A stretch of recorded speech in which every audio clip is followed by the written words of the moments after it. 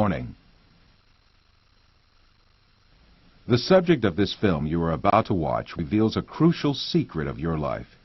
You should watch it very attentively, for it concerns a subject that is liable to make fundamental changes in your outlook on the material world. The content of this film is not just a different approach or a philosophical thought. It is a fact which is also proven by science today.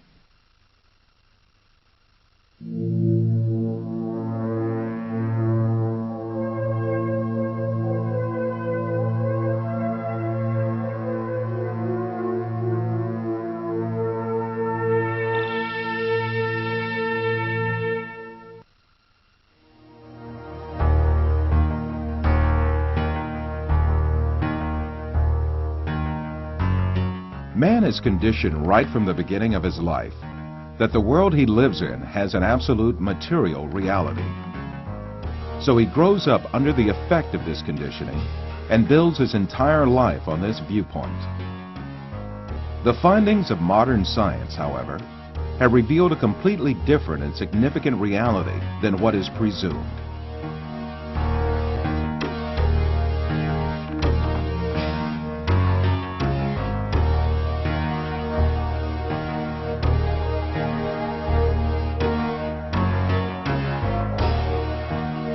All the information that we have about the external world is conveyed to us by our five senses. The world we know of consists of what our eyes see, our ears hear, our noses smell, our tongues taste, and our hands feel. Man is dependent on only those five senses since birth.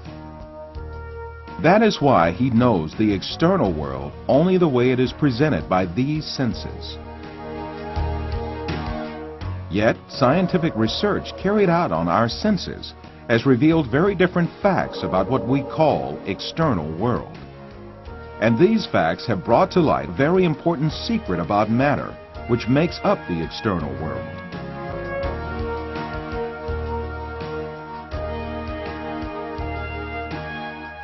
Contemporary thinker Frederick Vester explains the point that science has reached on this subject.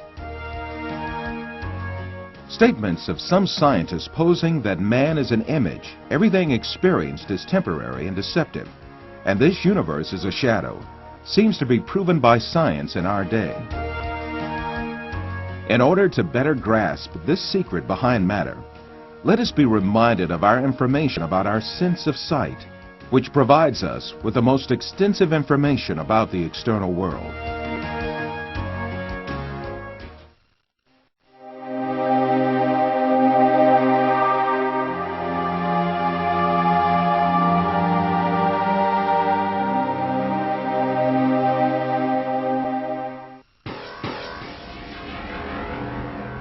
The act of seeing is realized progressively. At the instance of seeing, light clusters called photons travel from the object to the eye and pass through the eye lens, where they are refracted and focus on the retina at the back of the eye. Here, rays are turned into electrical signals and then transmitted by neurons to the center of vision at the back of the brain.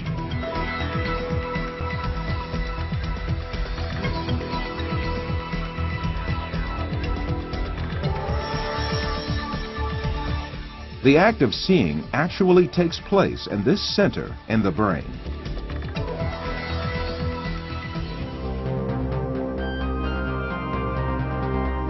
All the images we view in our lives and all the events we experience are actually experienced in this tiny and dark place. Both the film you are now watching and the boundless landscape you see when you gaze at the horizon actually fit into this place of a few cubic centimeters.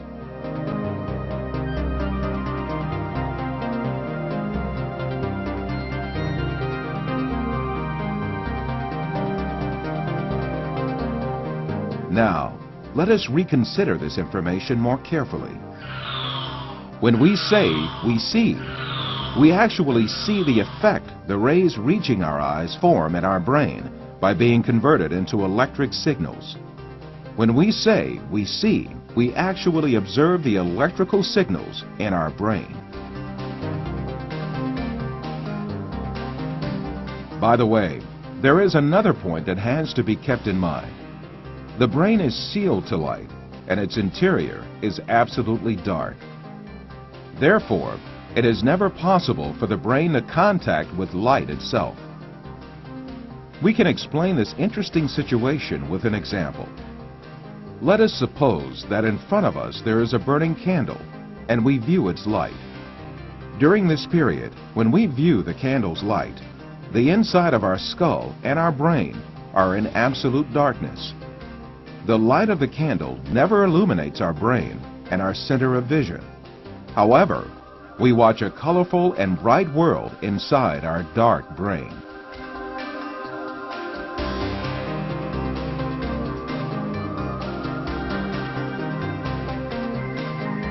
The same situation applies to all our other senses. Sound, touch, taste, and smell are all perceived in the brain as electrical signals.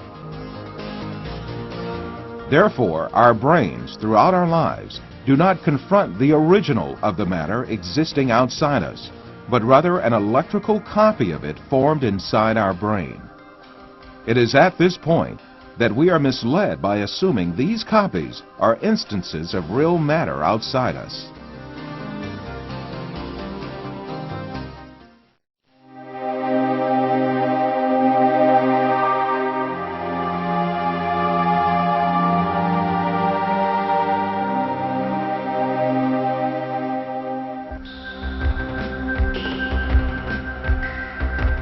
These physical facts make us come to an indisputable conclusion. Everything we see, touch, hear, and perceive is matter.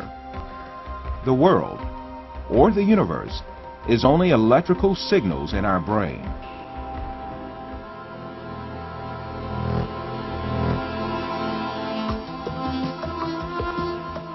For instance, we see a bird in the external world.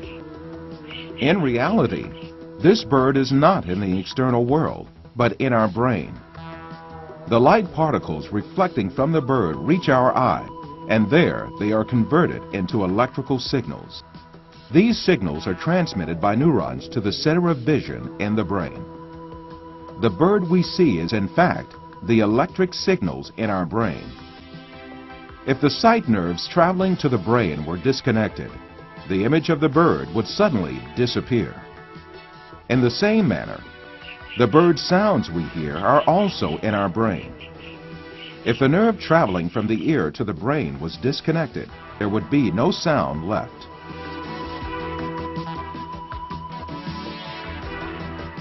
Put simply, the bird, the shape of which we see, and the sound of which we hear, is nothing but the brain's interpretation of electrical signals.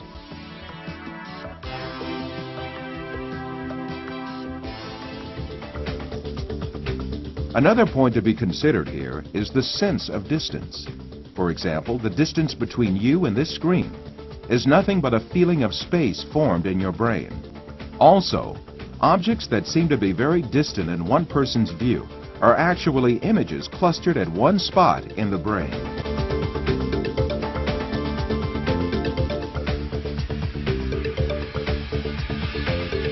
For instance, someone who watches the stars in the sky assumes that they are millions of light years away from him.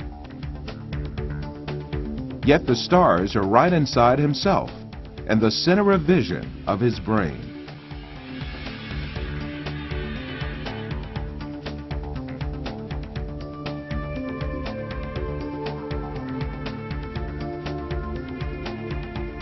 While you watch this film, you are in truth not inside the room you assume yourself to be in. On the contrary, the room is inside you. Your seeing your body makes you think that you are inside of it.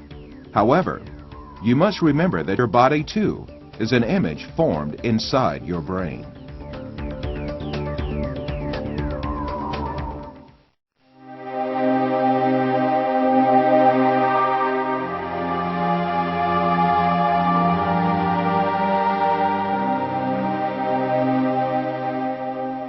So far, we have been speaking repeatedly of an external world and a world of perceptions formed in our brain, the latter of which is what we see.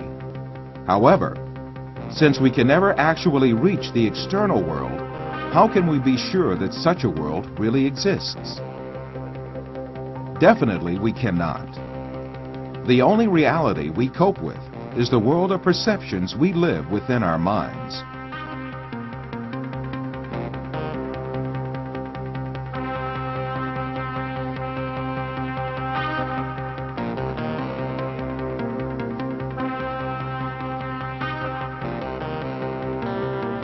We believe in the existence of objects just because we see and touch them, and they are reflected to us by our perceptions.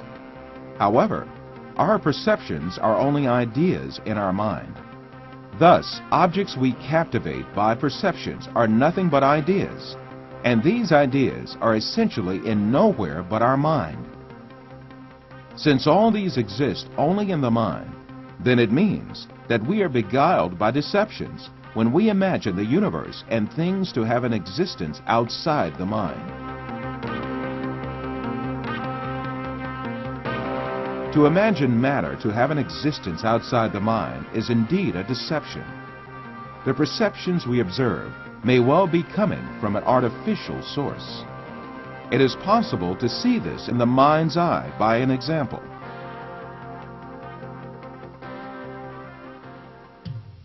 First, let us suppose that we could take our brain out of our body and keep it alive in a glass jar. Let us put a computer in which all kinds of information can be recorded. Finally, let us transmit the electrical signals of all the data related to a setting, such as image, sound, and smell, to this computer. Let us connect this computer to the sensory centers in our brain with electrodes and send the pre-recorded data to our brain.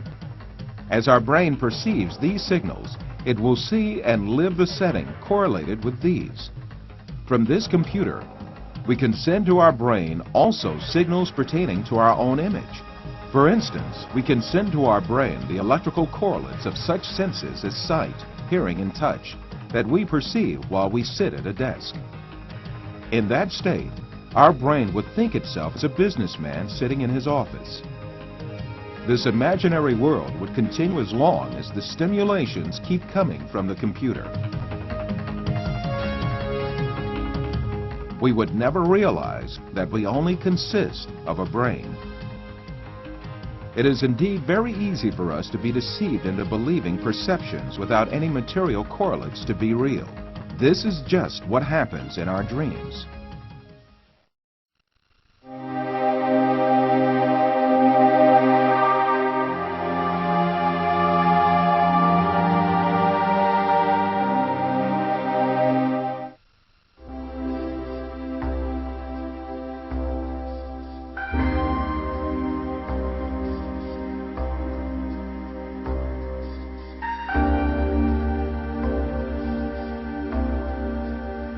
For you, reality is all that can be touched with the hand and seen with the eye. In your dreams, you can also touch with your hand and see with your eye. But in reality, you have neither hand nor eye, nor is there anything that can be touched or seen. Taking what you perceive in your dream to be material realities, you are simply deceived.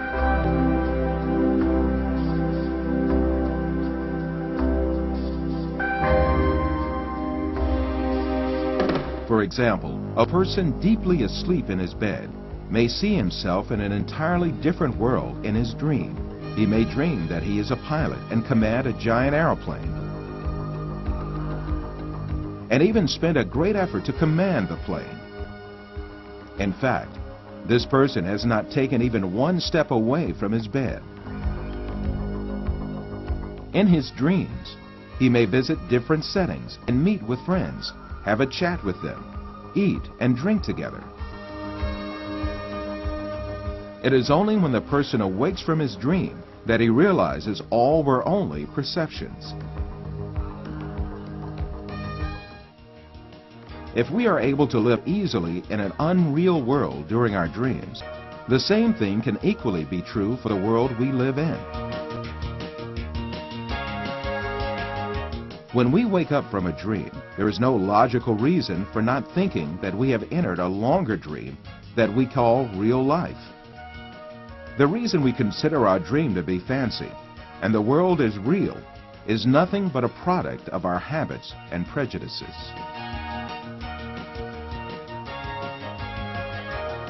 This suggests that we may well be awoken from the life on earth, which we think we are living right now, just as we are awoken from a dream.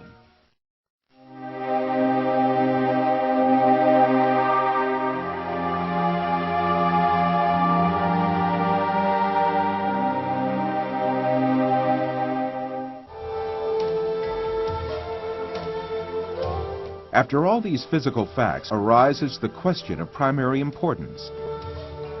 If all physical events that we know are intrinsically perceptions, what about our brain? Since our brain is a matter just like our arms, legs, or any other object, it also must be a perception just like all other objects. An example will illuminate the subject further. Let us think that we extend the nerves reaching our brain and put it outside our head, where we can see it with our eyes.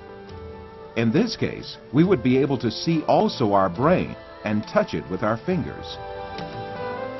This way, we can understand that our brain is also nothing but a perception formed by the senses of vision and touch.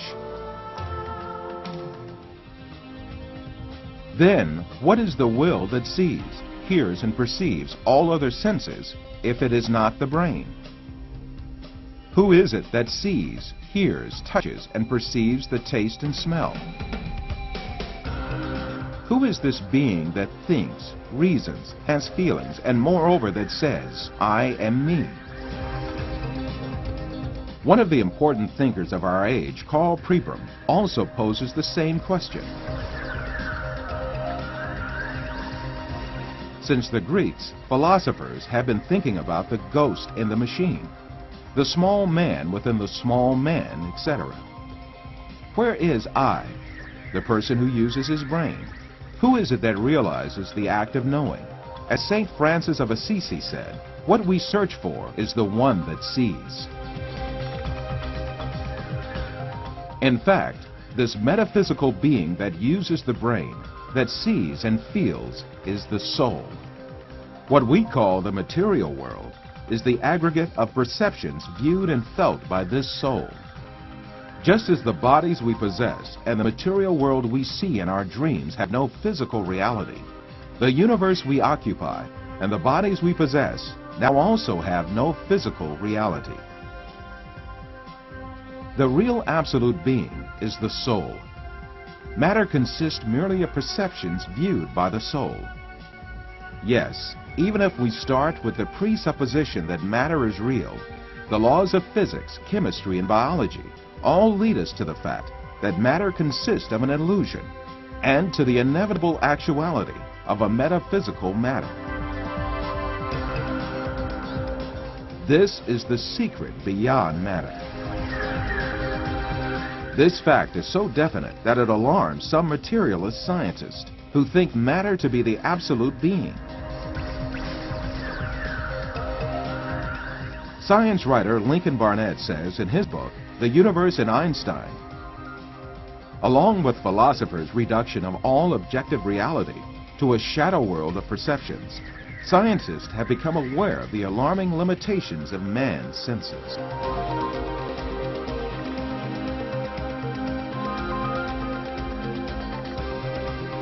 All these facts bring us face to face with a very significant question. If the thing we acknowledge to be the material world is merely comprised of perceptions given to our soul, then what is the source of these perceptions? In answering this question, we must consider the fact that matter does not have a self-governing existence by itself, but is a perception. Therefore, this perception must have been caused by another power, which means that it must have been created. Moreover, this creation must be continuous. If there were not a continuous and consistent creation, then what we call matter would disappear and be lost. This may be likened to a television on which a picture is displayed as long as the signal continues to be broadcast. If the broadcast stops, the image on the screen will also disappear.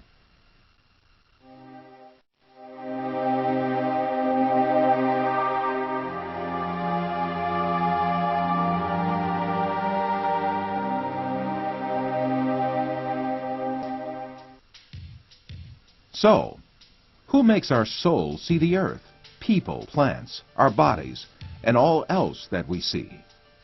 It is very evident that there is a superior creator who has created the entire material universe. That is, the sum of all perceptions, and continues his creation ceaselessly.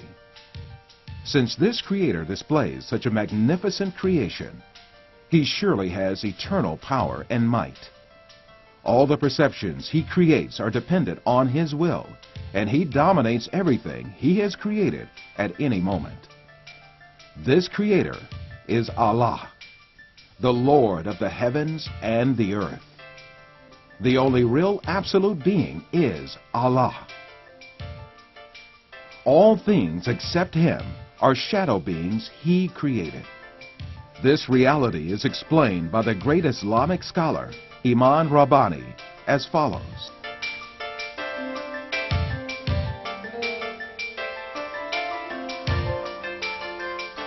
Allah, the substance of these beings which he created, is but nothingness.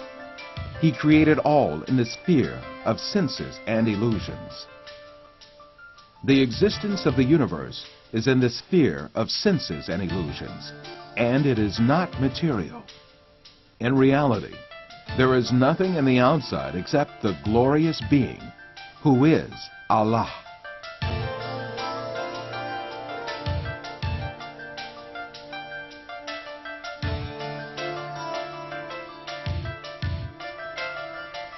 In all the four corners of this universe that is made up of perceptions is Allah's being as the only real being. Therefore, the closest being to man is Allah.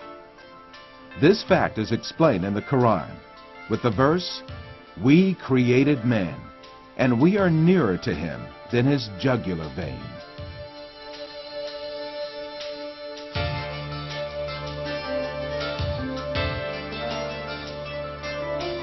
Wherever we are, Allah is with us. While you watch this film, the closest being to you is Allah, who creates everything you see at any moment. As long as Allah makes us see images and gives sensations related to this world, we continue to live in this world. When He ends the images and sensations belonging to this world, shows us the angels of death, and gives perceptions of a different dimension, this means we have died. The day of resurrection, judgment, heaven, hell, and all our eternal life will be created in the same way for us. To create all these is too easy for Allah, who displays the evidence of His eternal power and infinite knowledge to us, yet in this world.